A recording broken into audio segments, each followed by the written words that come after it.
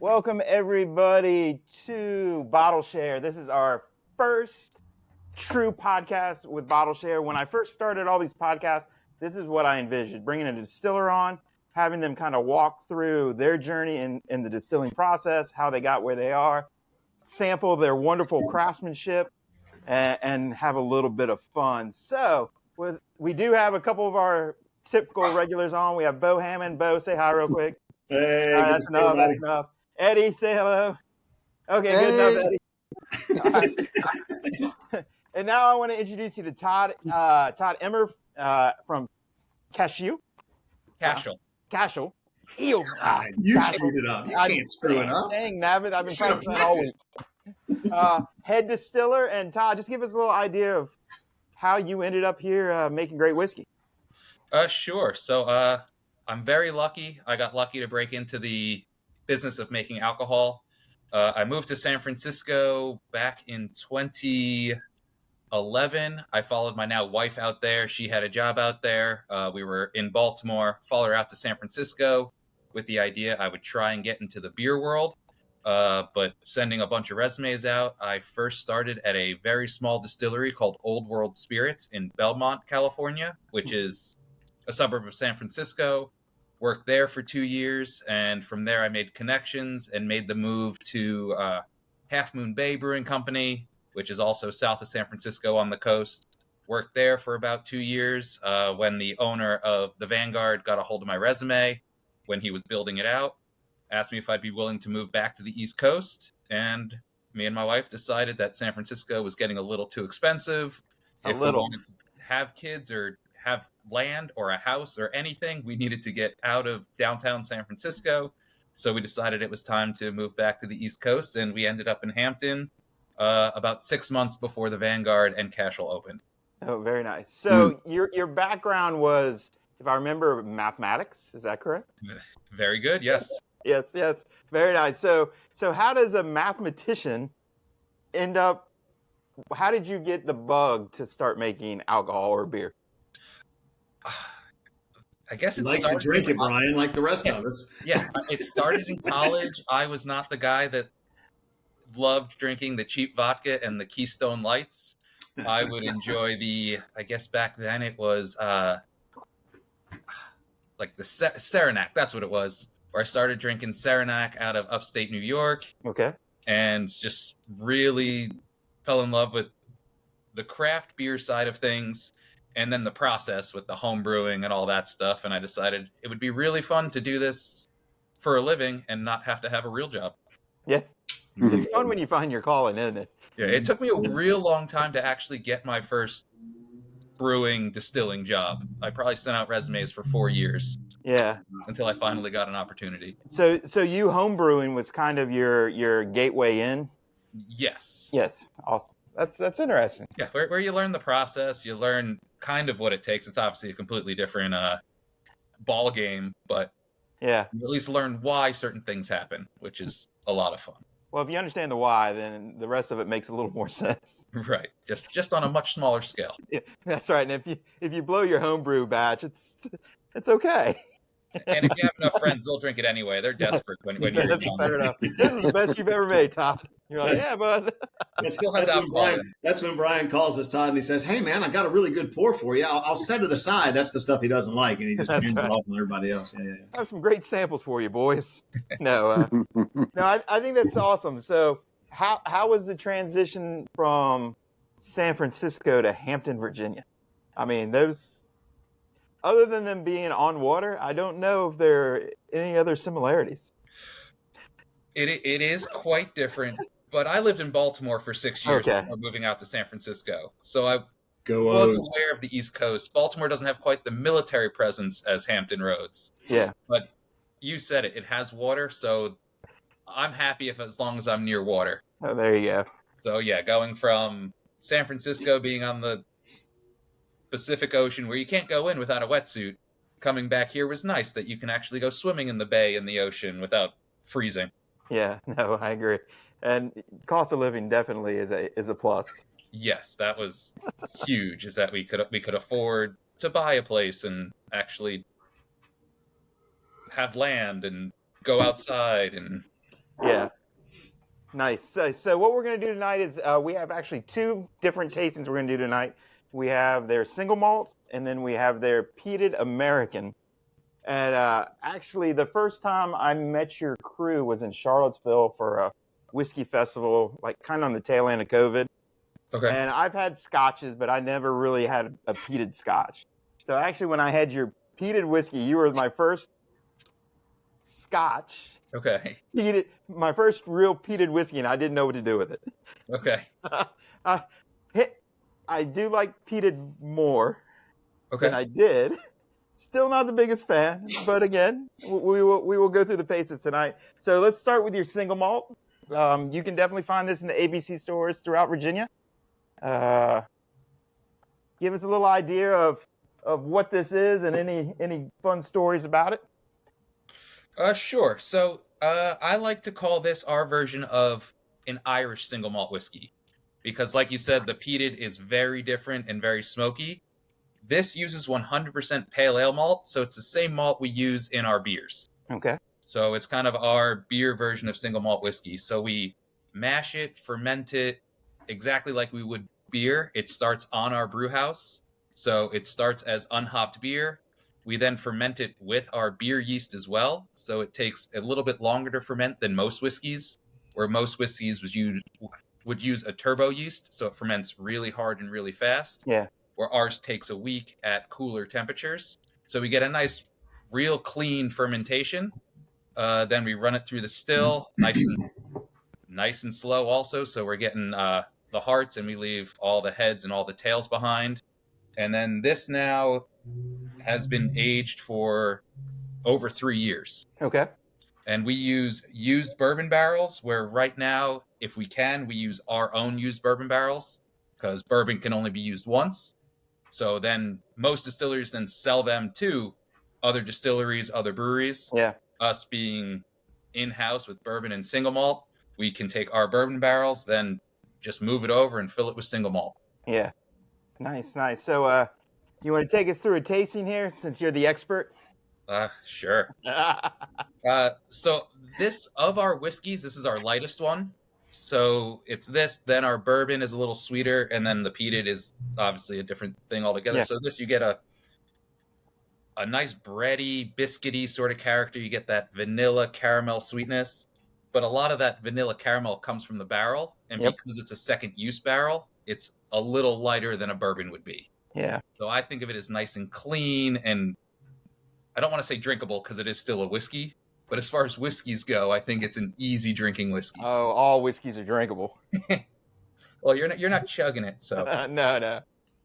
I'm just glad that he called out the vanilla and the caramel before we did, because Brian has made a rule that you can say that about everyone, so we're not allowed to say that anymore. So I'm glad that you called it out first. Now I can, because it's exactly what I got from it when I smelled was oakiness and vanilla, but I darn sure wasn't going to say it because Brian was going to make fun of me. And actually, now that I'm trying it again, to me it's very heavy vanilla, where the caramel is a little bit more on the backside, but it is very grain forward as well. Yeah, it is. And it is because we're using the that pale ale malt, which does have a lot of character. So I'm coming out of a cold, but I'm getting a lot of sweetness on the front, but on the middle, I'm getting a lot of floral notes. Okay, I can see that. It's really, I mean, it's so sweet in the beginning. I mean, it's wonderful, but then you get this really floral, not potpourri, but just a soft floral note. Yes, can definitely see that. I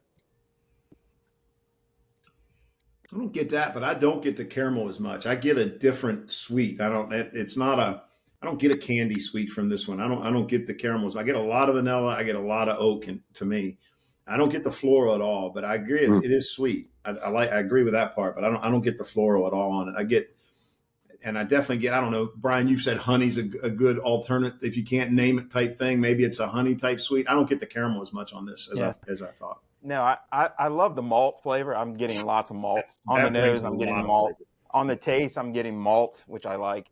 And I would even put like a fig, like that, kind of a fruit that's sweet but not overly sweet.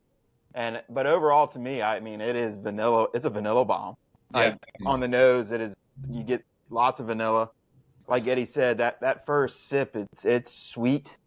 In mid palate, it does change over a little bit, and then you get a nice little warm hug on the way down. So it's a fine little single malt. Yeah, it's good.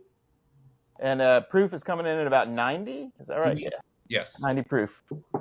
So kind of the middle of the road. Yeah, no, I think this is kind of cool because a lot of people don't understand this. I've been reading on whiskey for years now that the actual production of whiskey up into the low wines is very, mirrors beer. And that's kind of where they diverge. So can you kind of share some of that education with our listeners? Yeah, sure. So you can make alcohol from anything that has starch or sugar.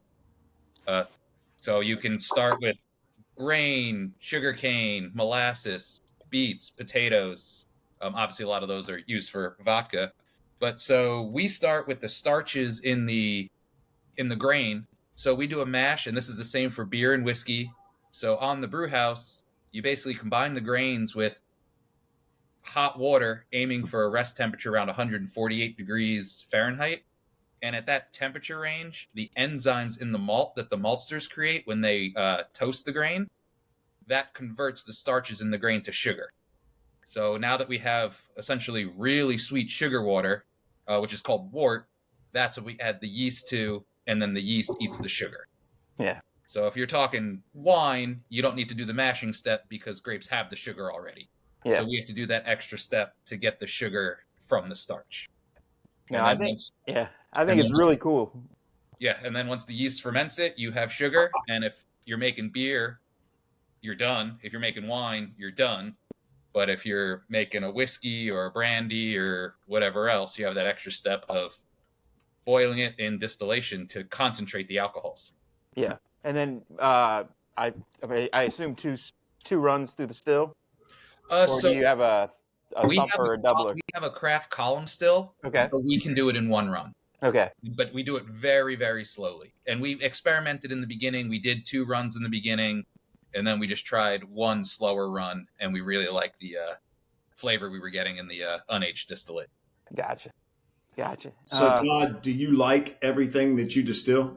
I mean, obviously there's a taste profile, but do you like that? Like you guys, I looked on the website, I did look enough to look at the various spirits you make. Are you a gin guy? Are you a bourbon guy? Are you a single malt? Are you none of that? Are you something else completely? How's that work when you're distilling and making the product? Obviously you got to be able to taste it, but what's your preference? Thankfully, I do like everything we make. There you go. And it's kind of what I'm in the mood for. Okay. But I'll be like, so I'm a whiskey guy myself. Okay. So my two that I drink I won't call them favorites, but the two I would drink the most of would be the single malt and the bourbon. Okay. Where the peated I really like, but it has to be 25 degrees outside in the middle of the winter. Like that to me is cold weather. And the gin is more of a summery, warm weather cocktail that I would normally do. Perfect. That's when I would drink the gin. That's great. Yeah, and my wife is a big fan of y'all's vintage gin. We've gone through multiple bottles. I'm not a gin guy, but my wife really enjoys it, especially through the spring and summer months. So she is a big fan of your gins. Yeah. So we talked about this being a single malt, so it's using malted barley. Mm-hmm. Explain the difference when you have to use, like in your bourbon mash, it's going to use a little bit of corn.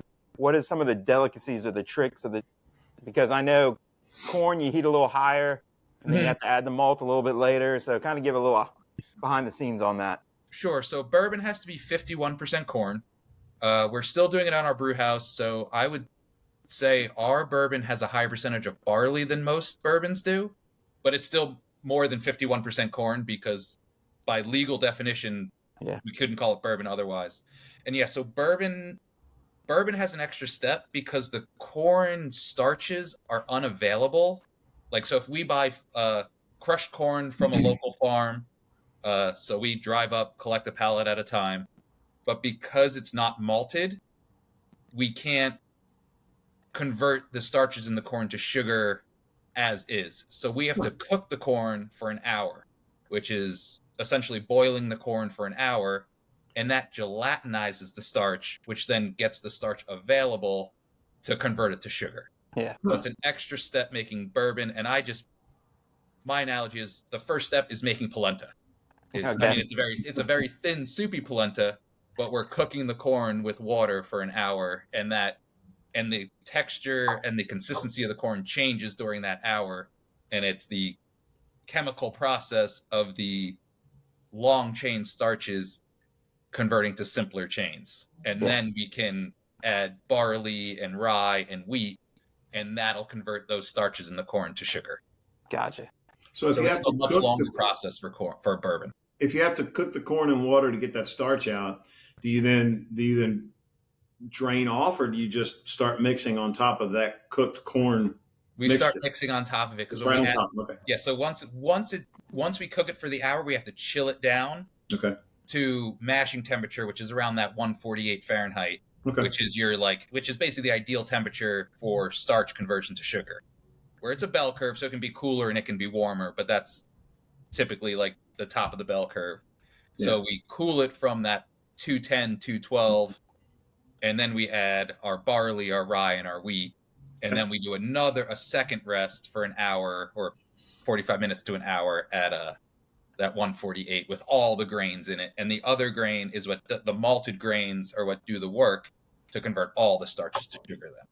He said mathematician, or you said mathematician, Brian. I think he confirmed mathematician. I hear chemist. That's what I hear. Chemist. Yeah, it's definitely more chemistry than math. And the math I do have to do, I'm not very good at in the brewery and distillery. What math in the brewery and distillery gives you trouble? I mean, it's all basically algebra. Like, there's a lot of math in proofing spirits down and figuring out recipes, but it's definitely it's lower level. But I got it down now. But it's not what I was studying. I'll tell you that. Definitely not what you were studying. So, give us a little idea. I know you have your whiskeys. You have some gins. I believe vodka too. Correct? Yes. And then, but give us a little idea on the beer side. These two guys love beer. I'm not much of a beer fan anymore, but I'd like to hear kind of that process and some of your offerings. Sure. So like I said, we do our whiskey exactly like our beer. Beer, you need to be a lot more sanitary and careful with, because beer needs to stay shelf stable for months and months, where bourbon or single malt whiskey, you're distilling it after a week. So it doesn't have to be as shelf stable. We're still clean and sanitary with everything we do. But for the beer, we kind of stick to some traditional, I call them beer flavor beers. So like we have a Kolsch, a red ale, and an IPA as our three main offerings that we launched in the beginning. And then we have a bunch of seasonals and a bunch of one-offs. Like one of our most popular is a creamsicle series. So it's kind of like a creamsicle ice pop. But we rotate the fruit all the time. So it's lactose, vanilla, and then the next one we have coming out next week is going to be a raspberry creamsicle. Nice. But we changed the one we are just finishing up now is a blueberry key lime creamsicle. So it's kind of like that blueberry key lime pie sort of flavor. So we get to experiment with a bunch of fruit with that. We do a lot of big beers. We do a Belgian quad every Christmas. We do imperial stouts, and we do a lot of barrel aging, which is fun because we have our own spirits barrels. Yeah. We don't use them for spirits anymore. We can we do a barrel aged quad every year. We do a barrel aged imperial stout a couple times a year. So we get to experiment a lot with wood aging. Nice. Cool. And is there since you kind of the brewmaster, kind of how you got started, is there one avenue inside of the beers that you like more? Your taste profile, or you again like all beer, but I really like a good IPA or a good stout or now I really like a nice lager. Like our Oktoberfest is one of my favorite beers we brew. So a malty lager. I like our house beer, which is light and crisp, and I love hoppy beers. Yeah. But getting started, I was really into Belgian beers. Okay. Which I don't drink as much of anymore. I mean, I still like our quad, but I can only drink so much of it because it's 11% alcohol. But Belgian beer is what really got me into beer in the first place. Very good. Very good. So, gentlemen, what do you think of the single malt? I like it. I could drink that each night. That's a good standard. Yeah. Well, then yeah. you have a drinking problem, Bo. You should only drink Well, every blue moon, bud. I didn't know this was a therapy session. I thought we were just talking about Actually, this is alcohol. an intervention. Your wife should be chiming in about 3 minutes. Good Todd thing is you're not actually a home. psychologist. He's just making all this stuff You up gave right up. now. He's really good at it. Your wife gave up on me, I know, a long time ago. I'm betting she probably did you too. Yeah, no. She doesn't even remember my name. You know, I'm the guy that just walks in and out of the house. But what do you think, Eddie? I think it's pretty good for a young single malt. It's pretty tasty. Yeah. It reminds me of a good Irish. Mm-hmm. Yeah. Of course it does. It's just light. It's delightful, sweet. Yeah. No, this is very drinkable. I agree. Yeah. And that's a compliment. It's just I could introduce this one to pretty much anybody. Yeah. And they would go, "Wow, is this whiskey?" Like, yeah. And in So case anybody's wondering, Eddie is now a advertisement for the fact that a good casual single malt and a cigar is how you take care of a common cold. that's right. Yes. Yes. Yes. I Yeah. was No raised- apple. No I was apple. raised- Just whiskey. No apple. That's right. I was raised when you got sick, you always had a toddy. That Yeah. was Southern. Absolutely. You always had some sort of whiskey. You always had some sort of lemon, and you had some sort of honey in it. That was Oh man. medicine. That's proven law. Yep. Maybe. On Monday I was drinking barrel strength, and last night I was drinking peated whiskey. I'm like, okay, I'm getting there. Yeah. So. Could you taste the peat? So, Oh yeah. Yeah, okay, Yeah. good. It was good. was that your test to make sure that you hadn't coveted your senses or something? Exactly. I was killing everything that was in me. Yeah. So the barrel proof killed it, and then the Yeah. peated was to make sure you could taste. I like Yes. it. See, this is science, people. This is science. It's 100% proven. Proven. It's completely true. it's Norwegian medicine. That's right. Yeah. No, you'd have some like smoked fish too, like some dried. That's fish. right. Yes. So Todd, give us an idea of the Vanguard. I know it's a building that used to be an armory, and now it's a kind of your beer and music hall. So you can give us a little idea of that. Sure. So yeah, it was a Virginia National Guard armory built in the 1930s.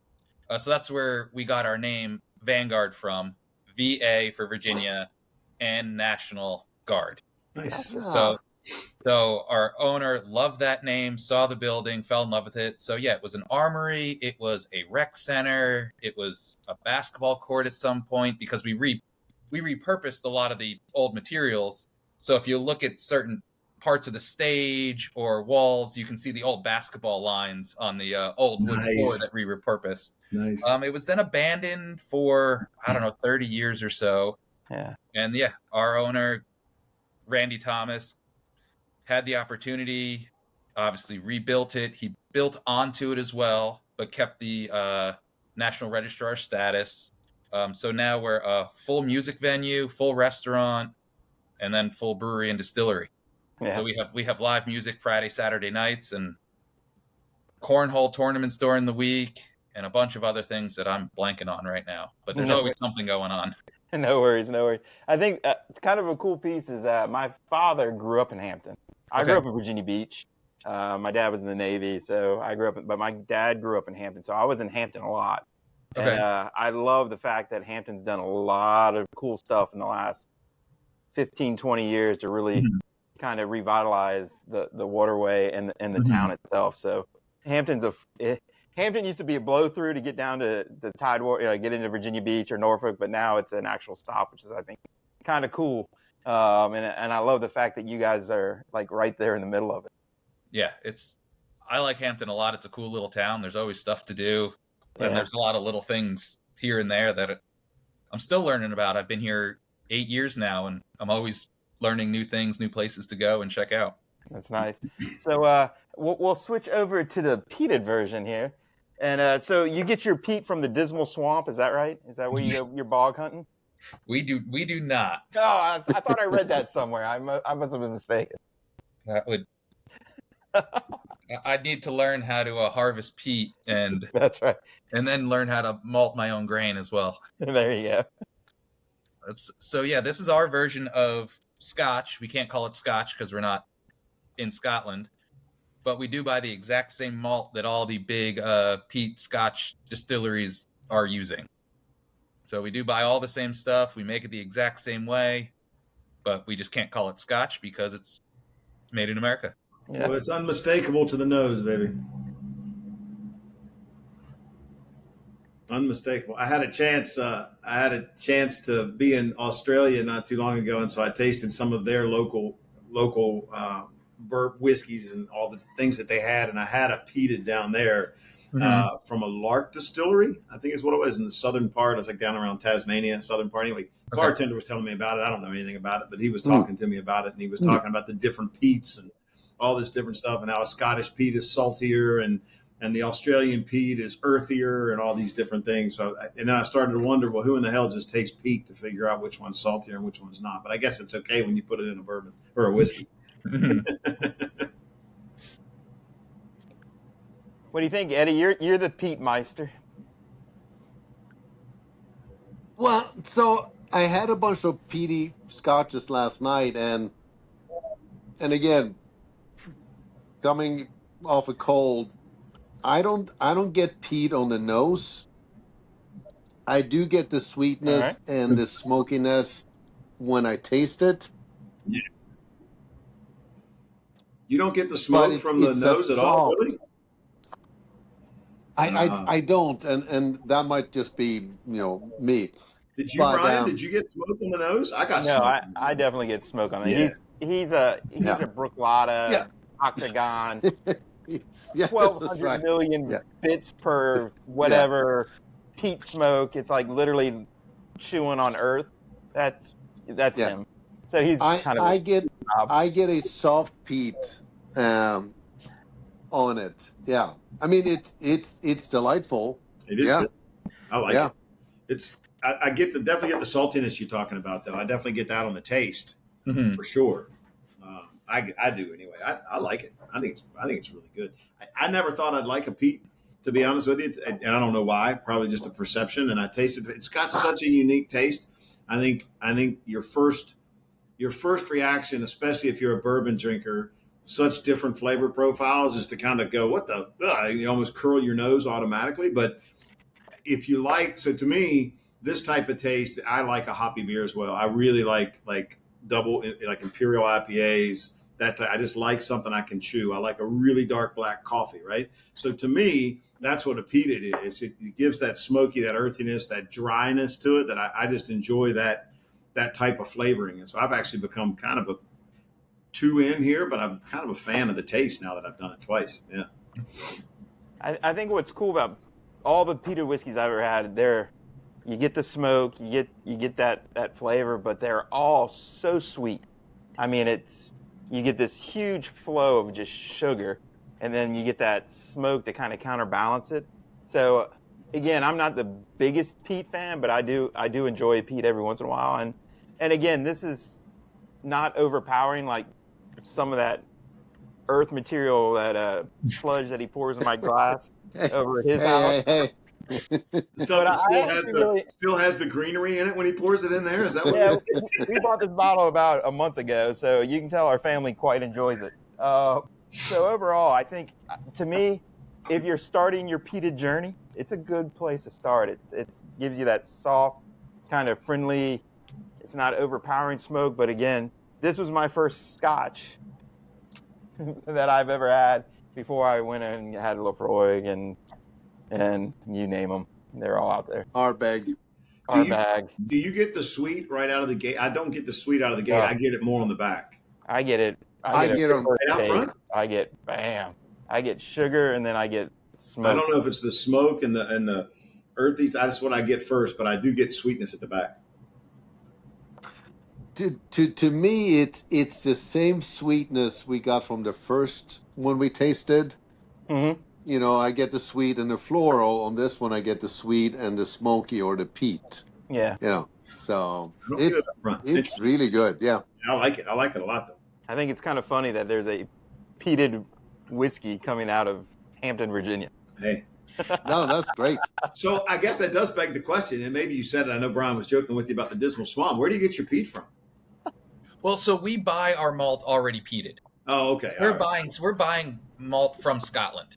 Okay, so you So get Scottish it's peated Scottish, malt. Yeah. Scottish malt. Gotcha. Okay. I figure they know what they're doing over in Scotland, Yeah. so might as well do what we can with Why it. reinvent the wheel when you can just do mimic what they're doing? Absolutely, use somebody else's. That works perfect. And most of the smoked malt you can buy in the U.S. is more wood smoked, so you get like the bacony barbecue flavor, which is great for some beers. But trying to mimic a Scotch, you don't want wood smoked malt because it's just a completely different character. Sure.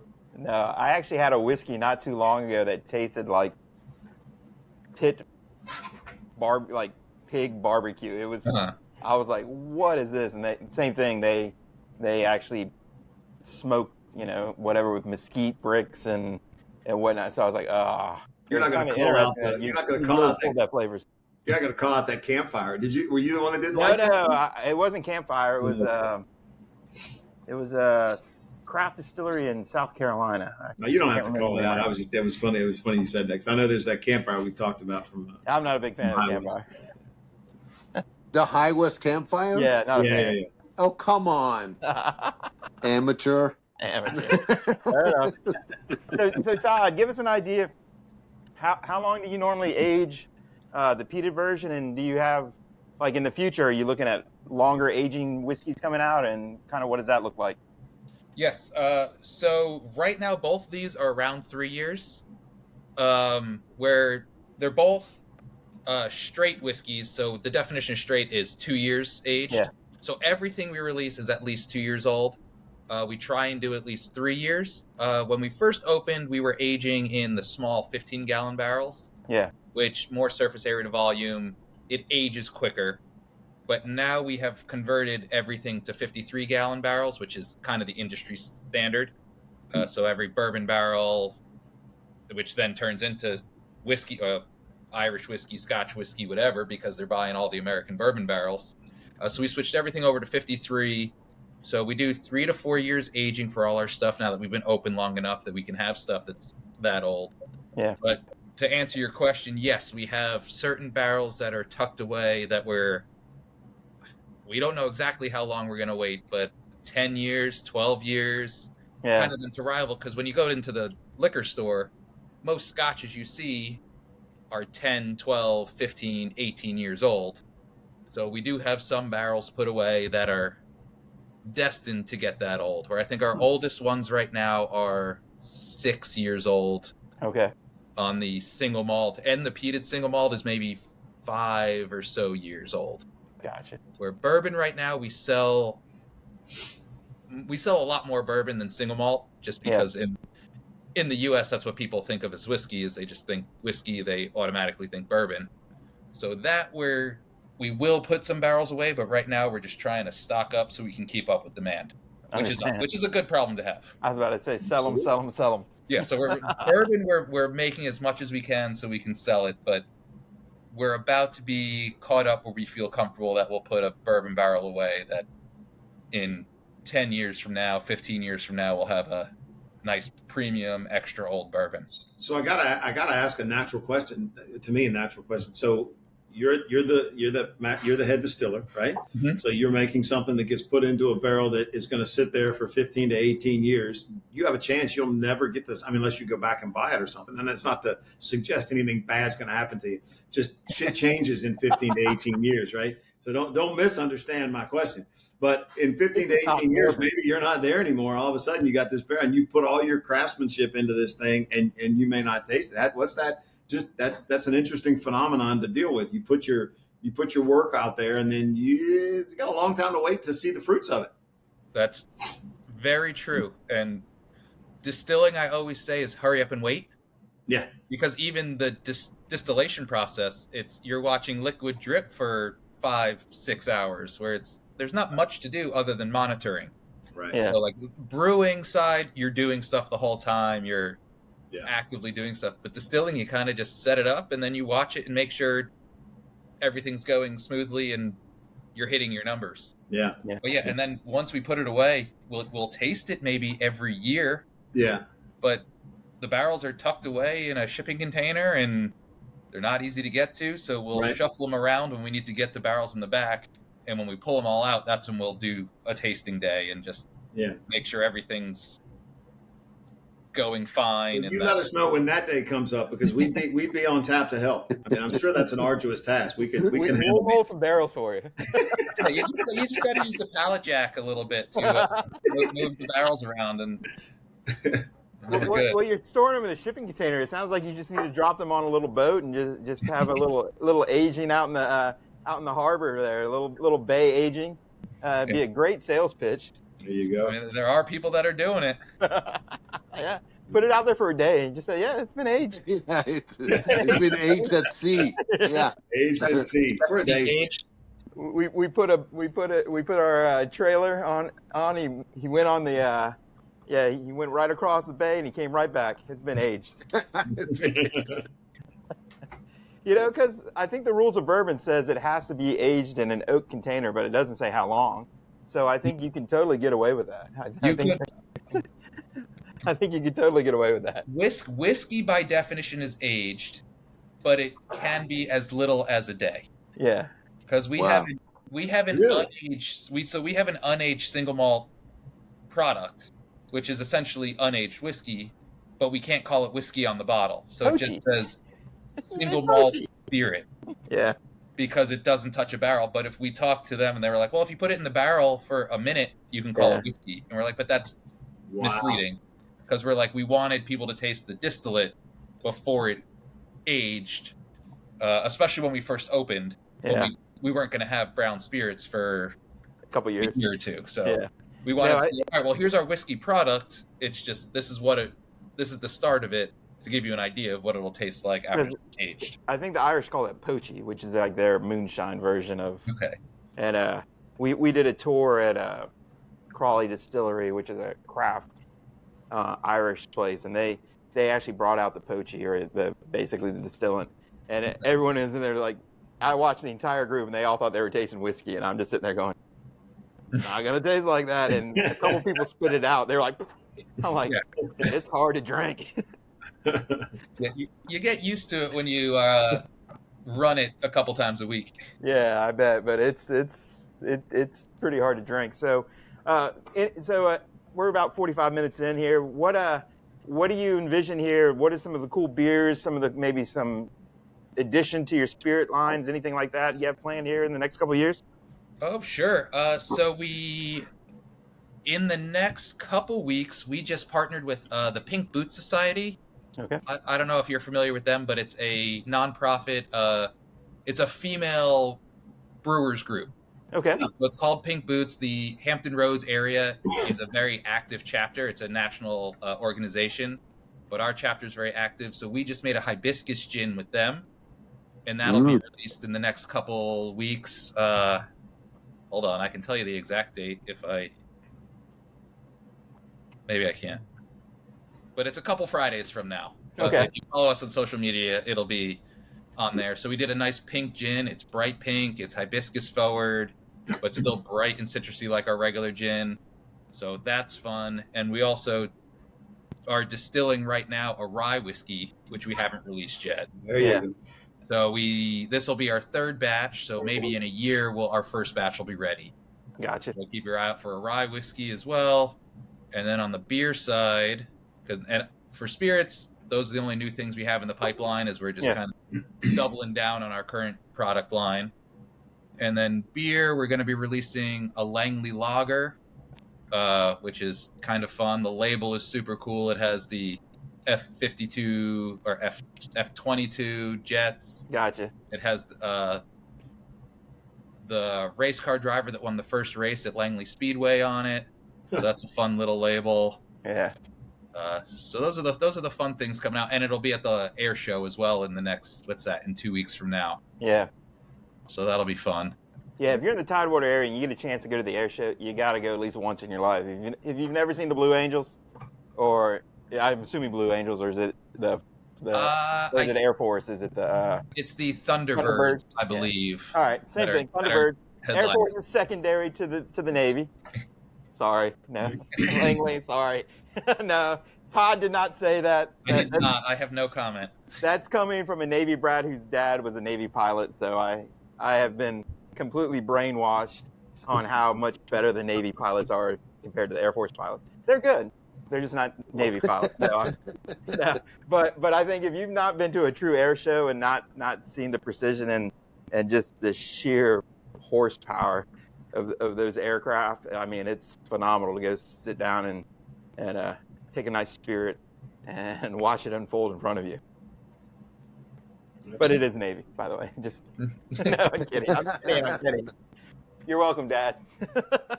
But only thing that worse than the Air Force for the Navy was the Army. But anyways. Hey, easy, killer. Hey, Other than that, I was in the Army. I was too. That's what I was going to say. Something about the National Guard. I was going to say I love the fact that it's Vanguard. That made, but then and now see I got to bow up because you're starting to just trash us. You keep trashing the Air Force, I'm all right. You start trashing the Army, I'm going to start to bow up a little bit. That's fair. That's fair. So Todd, what's kind of cool is I'm starting this kind of whiskey golf trail thing. So we're actually going to come down to Hampton. I'm trying to set up a trip now, maybe May or June, where we'll hit the Vanguard. Okay, great. Do you play golf at all? I have played twice in my life, but I would not call it playing. Yes. I would call it losing a case of golf balls. Very I slowly. got you. We got you, guy. He's right there at the top of the screen. That's right. That's right. So what we're going to try to do is we're going to try to form a little group to come down, play some golf, come do a tasting, and heck, since y'all serve dinner, we'll do a cocktail there as well. But we're definitely going to try to get a group together. Like I said, April we're here. It'll either May we might be in Northern Virginia, but might be June. But so anybody out there that wants to come join the morons, the three over here. Not Todd, talking about you, Bo. but the others, excluding I'm over Todd. there. What are you talking about? I'm over there. No, you're there. No, really. I'm over there. Just see look at my screen. That's right. So if anybody's listening to this and wants to come join us and actually see the Vanguard, enjoy their beers as well as their spirits, please check us out via golfcast.com.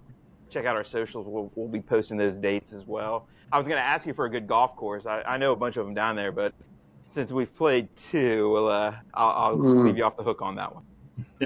Yeah, I would not. I'd be no help at all on that one. Very good, very good. So Todd, give us a little where the people can find Vanguard on socials, email, website. Give us how that people can find you. Sure. So basically on everything, you can find us at the Vanguard 757. Okay. So the website's thevanguard757.com. That's our handle on Facebook and Instagram. And then we have Casual 757 handles as well. Okay. Nice. So either of those, just don't forget the 757 at the end of them. That's right. And that's their area code for people who are not in Virginia. No, fair enough. You know how many people right now are going to go CASHLE or EL? Yes. 757. Hold it If up. you That's need- what if you need that's help what on I'm spelling. saying. You got to hold it up. There you go. There you go. All right, gentlemen. So of the whiskeys we've tried tonight, of the single malt and the peated, what was your favorites? Go ahead, Eddie. Oh. I really liked both of them. They were both different, but they were both delightful. I mean, being a PD fan, yeah, maybe the peated one, but I would drink the other one any day. Yeah, they're both great. Nice. Yeah, I don't disagree. I think the taste is great on both. I really like the single malt. That's a easy everyday drinker, 100% for me. But I'm kind of getting into this peaty thing, and I like the boldness and the flavor profile. So I'm going to go peaty. I kind of like the peaty. I did. I lost another one. I know. It didn't lose me. No. Gained another one. I enjoyed it. It was really, really good. So I think we're going to have to start running a scoreboard, Eddie. We're going to start. They all end up in my aisle, but then they slowly but surely get peeled off one at a time. Brian, it could be that you need to expand your flavor palette a little. You know what I'm saying? Right. Take in the bolder flavors. I like rye. I know you do. There's no bolder flavor out there. So When he don't said give they me got that. a rock coming, I thought, well, that's right up your alley. Don't give me that. So, Todd, I want to thank you for your time. Thank Dana for setting this up as well, and we look forward to bringing a crew down. And hopefully, while we're down there, we'll be able to say hello. And thank you again. And for all those that want to find, Caiseal is on the shelves at Virginia ABC. Do you guys go outside of the state? Not yet. Not yet. Okay. We're in maybe one place in DC or two, but we're in no other states around us yet. But we're working on it. Gotcha. So, if you are in the state of Virginia, you need to check it out. If you're in the Hampton Roads area, definitely get over there. Go have a good meal. Go listen to some live music and enjoy a great spirit and some beer. So thank you again, Todd. And before I'm going to end this, but don't go away because we have to upload real quick. It'll make sense. So thank you, everybody, for joining us. And Todd, nice to meet you, man. yes, I appreciate it. Well done. Thank you very much. All right. Take care.